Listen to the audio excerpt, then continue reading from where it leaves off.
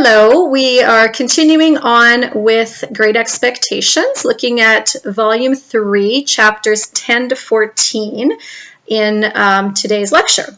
In this chapter, Miss Havisham gives Pip the money for Herbert. So we actually see her doing something good, and Pip is starting to be a good influence on people. Now, Pip really wants to find out the truth of Estella's parents, but Miss Havisham doesn't really know. She doesn't know where she came from or who her parents are. So when Pip leaves, there's a sort of interesting scene on page 367. So he's leaving, and it says, so he's going out, a childish association revived with wonderful force in the moment of the slight action, and I fancied that I saw Miss Havisham hanging to the beam. So strong was the impression that I stood under the beam shuddering from head to foot before I knew it was a fancy, though to be sure I was there in an instant. Remember his first visit to Satis house, he has this vision of Miss Havisham kind of being hanged, and there are subsequent visions of this happening. And remember that whole recurring sort of, that recurring scene of hangings, this motif, right, that we talked about, the gallows. And there's this constant idea of like punishment, crime and punishment, crime and punishment. So he is so stirred by this. It's such a strong feeling that he actually runs back in, and he says, okay, so there's a great tear of this illusion, goes upstairs, and it says, I looked into the room where I had left her, and I saw her seated in the ragged chair upon the hearth close to the fire, with her back towards me. In the moment when I was withdrawing my head to go quietly away, I saw a great flaming light spring up. In the same moment, I saw her running at me, shrieking with a whirl of fire blazing all about her, and soaring at least as many feet above her head as she was high.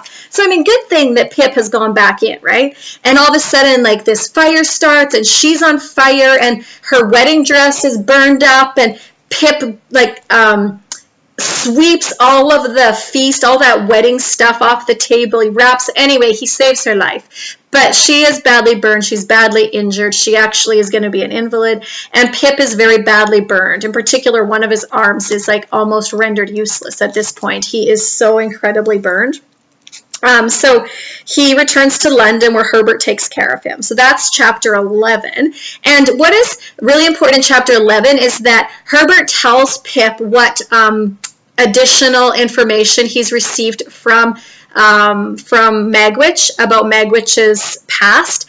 And he finds out that Magwitch was involved with this woman, and that this woman threatened to destroy their child. She was on a murder trial, and Magwitch kind of laid low, etc. Anyway, Pip figures it all out that Magwitch is Estella's father. So he knows that her mother is Molly. He realizes that her father is Magwitch. And ironically, this abyss that Pip has imagined to be so incredibly vast between Magwitch and Estella is in fact not as wide as he would have thought. So in chapter 12, Pip is absolutely obsessed with Estella's parentage, well, throughout, but he says, what purpose I had in view when I was hot on tracing out and proving Estella's parentage, I cannot say. It will be presently seen that the question was not before me in a distinct shape, okay, etc. So he goes to Jaggers, and he's going to find out what is happening, and he says, I know that Molly is her mother, and Jaggers won't ever be upfront about anything like this, but he implicitly admits that Molly is Estella's mother, although he doesn't know that Magwitch is her father.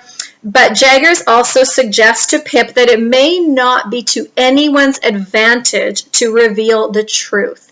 And this raises sort of a question throughout the novel, and especially toward the end is, is it good to reveal the truth all the time? We need to think about how it's going to impact those around us, right? What is it going to mean for Estella to be found out that her dad is a convict? How is Bentley Drummle going to treat her then, right? And what is it going to mean for Magwitch? What's he going to do with that knowledge? He can't really have a relationship with her unless he puts her, in harm.